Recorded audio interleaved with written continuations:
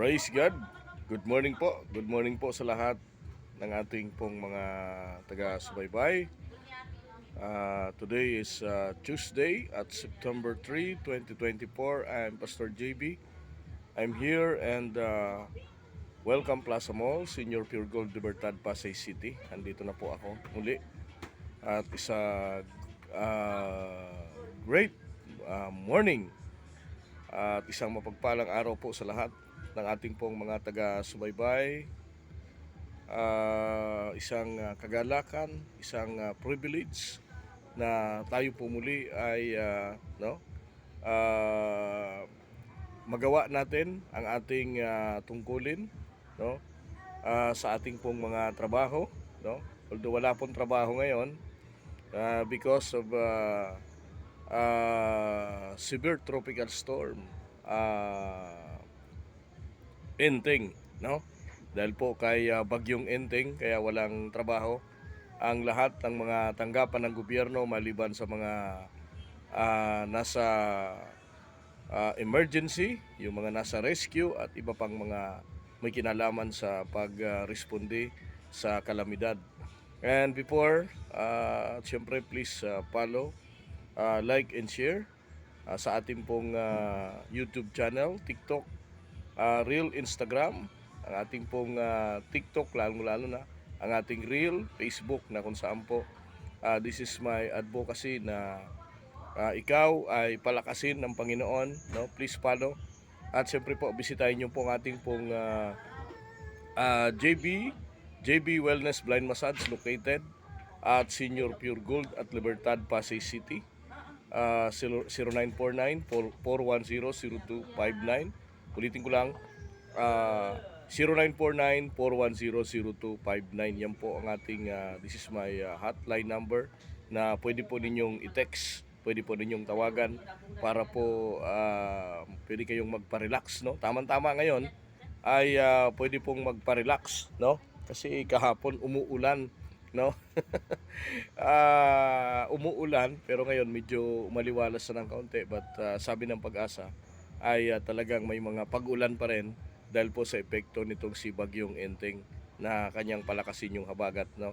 And just pray doon po sa mga nasalanta ng bagyo, lalong-lalo na po sa Antipolo City na kung saan ay talaga nagkaroon po ng landslide, no? Nagkaroon po ng pagguho ng lupa at may mga confirm death, may mga nasawi na iniwan ito si Bagyong Enteng. So maliit lang pong bagyong ito, maliit lang siya pero mabilis mag-create ng damage, no? Kasi talagang hindi napaganda ng gusto. Although may mga warning, but talagang matindi rin yung pinsala nitong si Bagyong Enteng. So small but terrible, no? Grabe yung naging epekto nito si Bagyong Enteng. And kaninang madaling araw ay nagtaas din po ng rainfall warning advisory ang Pag-asa sa Metro Manila. So patuloy po tayong mag-ingat and lalo na sa mga probinsya pa na may mga wind signal, no? Kasi yung abang papalabas po itong si Bagyong Enteng ay naghahatak po ito ng southwest monsoon or habagat na siyang magpalakas sa siyang magdala ng mga pag-ulan sa malaking bahagi pa rin ng ating pong bansa, mga kaibigan, no? And just here na alam nyo, kailangan talaga, no? Kailangan ng prayer, no? Kasi bawat oras, bawat araw, maraming nangyayari sa paligid, no? Mahalaga na ikaw ay laging nakahanda, no? Sabi nga, kapag ikaw ay I am ready, sabi nga ng Pag-asa, no? I am ready sa lahat ng bagay, no, na nangyayari sa paligid mo, aware ka, talagang anuman yung mga pagsubok na dumating ay talagang ikaw ay nakahanda, mga kapatid. So isang kagalakan na tayo po ay makapagpanalangin before, no, and muli ay ating ipag-pray yung mga businesses, ay panalangin natin, lalo na yung mga, sabi ko nga, yung mga alam nyo, pag tuwing may darating na kalamidad, isa sa mga apektado yung mga businesses, no? Mahina, walang benta, no? Gaya ko kahapon, pero salamat sa Panginoon kasi nagkaroon naman ako ng kahit papaano client, no? So to God be the glory, and grabe naman yung talagang hindi ka pabayaan ng Panginoon. Sabi ng Panginoon, hindi ka niya iiwan, hindi ka niya pababayaan. So yun po yung promise ni Lord sa ating pong buhay. So lagi lang tayong magtiwala at maniwala at manatili sa presensya ng Panginoon. Let us pray. Father, we thank you, Lord, this morning. Salamat po, Panginoon, sa umagang ito, Lord. Bagamat marami po kaming pinagdaan ng mga pagsubok, may mga kalamidad. Lord, I pray na i-comfort mo kami. Bigyan mo kami ng pag-asa, Lord, na itong mga calamity na nararanasan namin sa aming pong kapaligiran, this is the nature, Lord, ito po ay maging silbi, magkaroon ng tamang mensahe sa amin na kami po ay maging aware sa aming pong kapaligiran, Panginoon. And Lord, I pray na itong mga pagsubok na ito, Panginoon, ay sadyang malampasan namin, Panginoon, na hindi kami manghina, hindi kami manlupaypay, sapagkat Ikaw ang Diyos na makapangyarihan sa lahat. And Lord, I pray sa mga may sakit, Lord, pagalingin mo sila.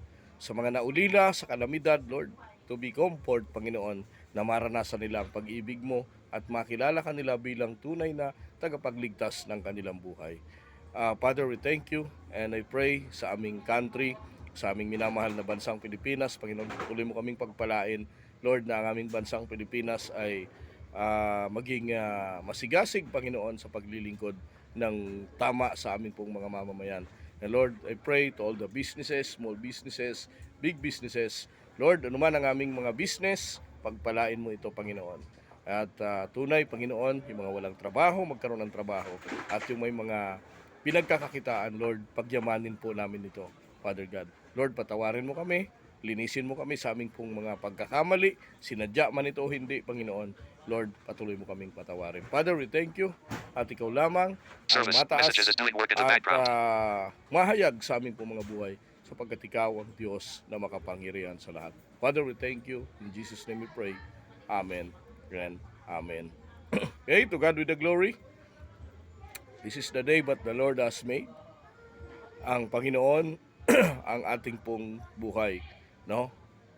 Ang Diyos ang ating liwanag, ang Diyos ang ating ilaw sa anumang pagsubok na ating pong pinagdaraanan, no? So just pray na ang ating kapaligiran, no?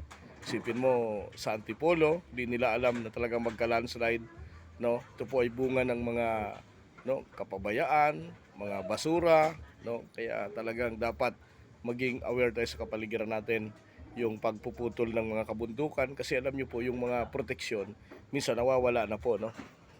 Yung proteksyon ng kapaligiran natin, no, talagang nalalapastangan. So just pray na talagang matuto tayo sa bawat pangyayari, no? Talagang maging leksyon sa atin ng mga kalamidad na ito na dumarating. Ito minsan ay bunga ng ating pong kapabayaan.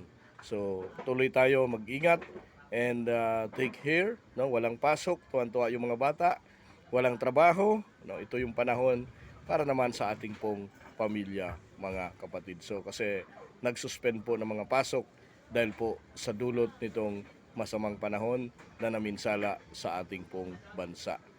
Maraming po salamat. I'm Pastor JB. I'm here in Welcome Plaza Mall, Senior Pure Gold, Libertad, Pasay City. Ito po ang JB Wellness Blind Massage. Nag-aanyaya po kami. Pakitulungan din po. Please like and share and follow.